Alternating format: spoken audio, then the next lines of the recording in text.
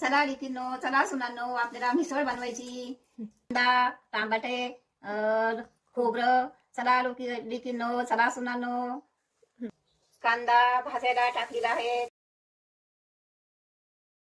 धना, जिरं, मिरं,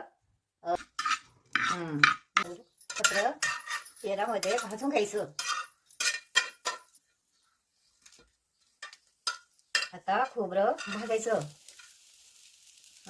भाजलेल्या मसाल्याचं आता आपण वाटण करून घेऊ. आता तेल वाटायचं. कढीपत्ता, मोहरी.